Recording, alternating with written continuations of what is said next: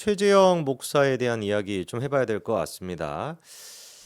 참 저는 진짜 요즘 들어가지고 제가 그래도 일상생활에서 만나는 어른들 그리고 또 이제 어르신들 만나면은 항상 예를 갖추고 예의를 다하려고 애를 많이 쓰는데 요즘 뭐 정치권에서 뉴스로 나오고 있는 그 어른들을 보고 있으면은 이런 표현이 뭐 적절한지는 모르겠지만 참 나이값 못한다 라는 생각이 듭니다. 그 심평이라고 하는 사람 한창 뭐 시끄럽더니만 요즘은 또 뭐 하는지 모르겠어요. 그리고 또 뭐 비슷한 나이대 있지 않겠습니까? 홍준표라고 하는 인간. 그 인간 같은 경우도 진짜 하고 있는 꼬라지 보고 있으면은 야 진짜 정치가 구질구질하다. 정치라고 하는 게 이렇게나 무섭구나. 저렇게나 나이 많이 먹고 옛날엔 그래도 영광을 누렸던 사람이 저렇게나 추하고 추잡스럽게 타락을 하는구나. 이런 걸 또 보고 최재형 목사 또한 마찬가지입니다. 최재형 목사도 나이가 조금 많고 심지어 인간 같은 경우는 목사인데 목사라고 부르고 싶지도 않아요. 목사 호소인이라고 얘기를 해야 될 것 같습니다.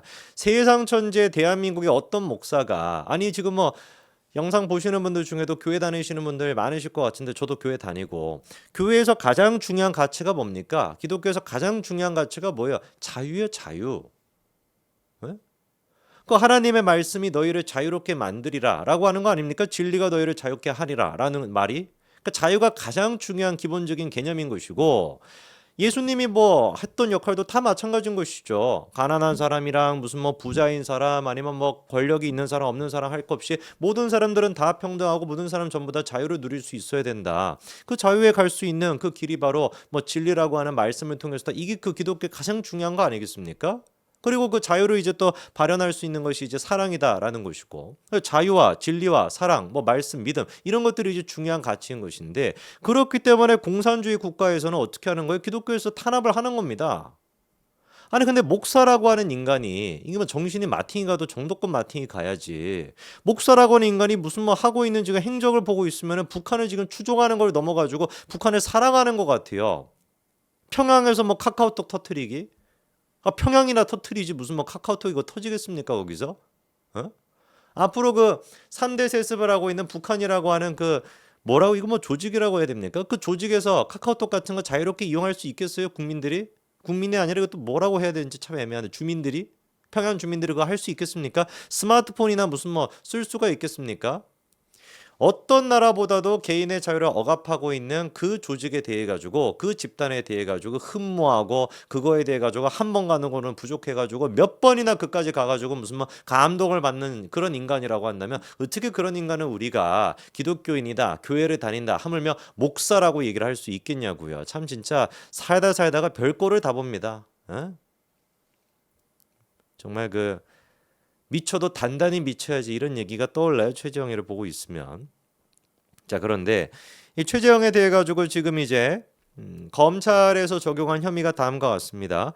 부정청탁금지법 위반, 그다음에 주거침입, 그다음에 공무집행방해 요 세 가지인데 공무집행방해죄가 굉장히 큽니다. 이거는 그냥 단순한 공무집행방해도 아니고요. 심지어 이제 그 영부인에 대한 그런 어떤 그 공무집행 방해가 된 거다 보니까 사실상 이제 국가 안보와 관련된 문제가 엮여 있을 수도 있고 굉장히 심각한 사안이죠, 그렇죠? 특히나 최재형의 과거 어떤 그 서적들을 생각을 해봤을 때 무슨 뭐 또 평양에서 뭐 미식가 대기였나? 뭐 그딴 책도 쓰지 않았습니까? 평양에서 뭐 어떻게 미식가가 되죠?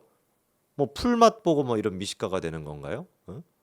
본인이 좀 가가지고 좀 사시든지 왜 여기서 이러는지 모르겠어.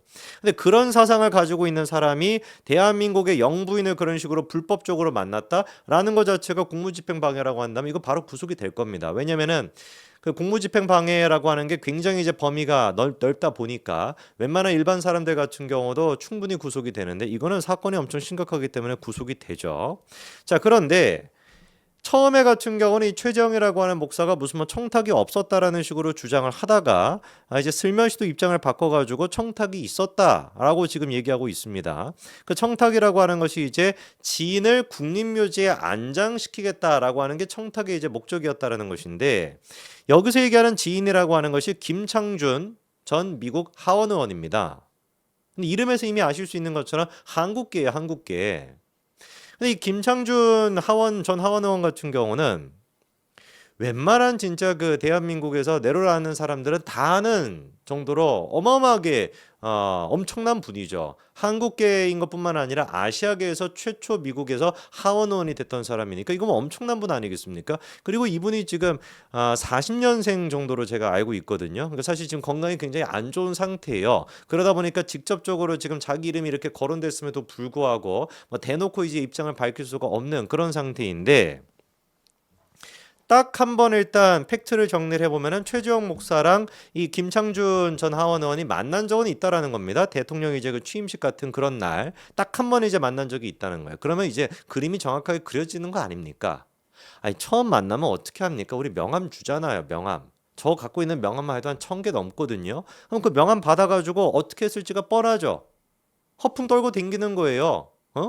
나 봐봐라, 나 이 사람 안다. 나 김창준 지금 저 하원의원 아는 사람이야. 내가 바로 그런 사람이야. 라고 하면서 김창준의 이름을 팔아가지고 김건희 여사한테 접근했다. 명백하게 그려지는 거 아닙니까? 애당초 지금 김창준 전 하원의원이 무슨 뭐 국립묘지에 안장시켜 달라 라고 요청을 할 법한 그 정도 클래스의 사람도 아니거니와, 지금 이제 김창준 전 하원 의원의 이제 그 와이프 되시는 분께서 얘기가 지금 나오는 게 뭡니까? 미쳤냐 이거 아니에요? 미쳤냐고. 우리를 지금 뭘로 보고.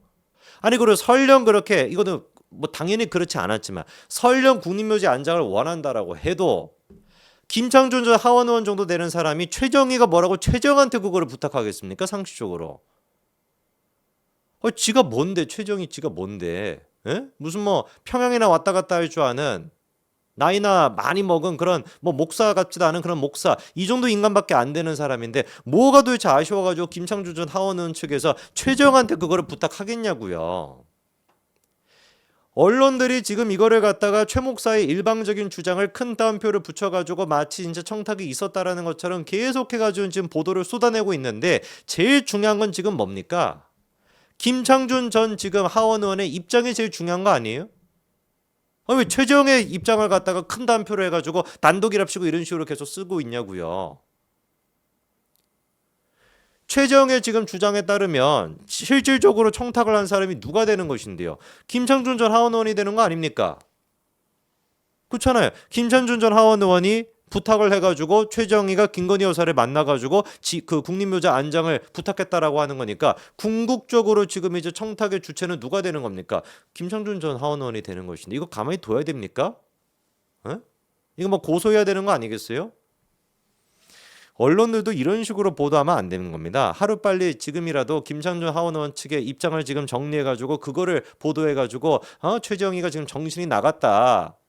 북한 자꾸 왔다 갔다 하면서 북한 음식 먹어서 그런지 뭔지는 모르겠지만 마팅이 갔다. 뭐 그런 얘기를 지금 해도 모자랄 판인데. 그러면서 또 최재형 측에서 중앙일보에서 이제 또 단독 기사를 냈죠. 뭐라고 얘기하고 있냐?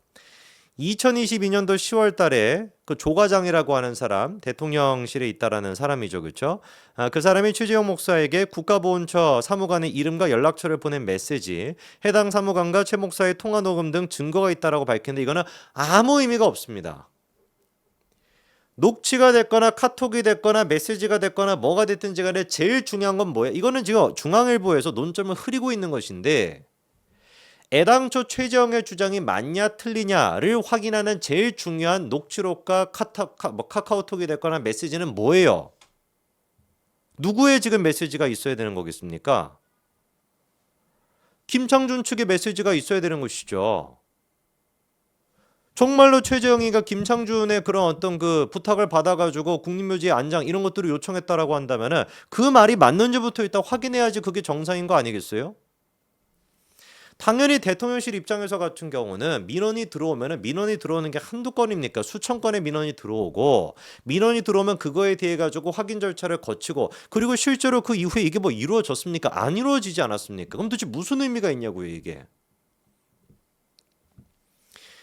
실제로 지금 당시 이제 처장이었던 박민식 전 장관이죠. 당시 처장이 박민실 전 장관 같은 경우는 전혀 몰랐던 사안이고 그런 얘기가 오간 것도 없고 그러니까 이걸로 종합해 봤을 때 뭐겠습니까? 대통령실 내부적으로 그냥 무슨 뭐 다른 사람도 아니고 김창준 전 하원의원은 아는 사람이라고 하니까 예의를 조금 갖춰가지고 어느 정도 확인해 주는 그 정도만 이제 하는 선에서 끝난 것이지 이게 실질적으로 청탁이 이루어지지 않았다라는 게 너무 명백하지 않습니까? 제가 봤을 때는 애당초 지금 최정이라고 하는 인간을 구속시켜야 되는데 하다가 이제는 김창준이라고 하는 전 하원의원의 이름조차도 모욕하고 그 사람의 명예조차도 실추시키고 있는데 김창준 가족 측에서 최정일을 갖다 지금 고발해야 되는 거 아니겠습니까?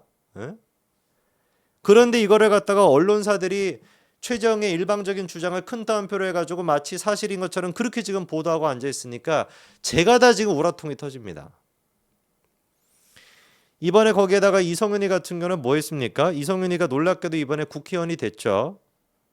아유 정말 진짜 답답할 노릇인데 어쨌거나 이성윤이 같은 경우는 김건희 여사에 대한 종합특검법을 또 발의를 했습니다. 민주당 쪽에서 참 진짜 나라 꼴이 어떻게 되려고 이러는 것인지 사실상 무슨 뭐 북한 추종하는 사람처럼 보이는 인간 응? 검찰 조직을 갖다가 자기 어떤 정치적인 이점을 위해서 이용하는 인간 이런 인간들이 오히려 거꾸로 검사를 상대로 탄핵을 하고 무슨 뭐 대통령을 상대로 탄핵을 하고 영부인을 상대로 탄핵하겠다 이렇게 설쳐되고 있으니까 참으로 진짜 깝깝할 노릇입니다. 헌재에서 이번에 아까 전에 말씀을 드린 것처럼 안동안 차장검사에 대해서 어쨌거나 이제 기각을 했던 것처럼 충분히 헌재에서도 현명한 판단을 내리고 사법부 또한 마찬가지로 헌재 판단처럼 그렇게 상식적인 판단을 내려주기를 바랍니다. 진작에 그랬으면은 이재명이 하고 있는 이런 질서 말도 안 되는 무질서는 없었겠죠.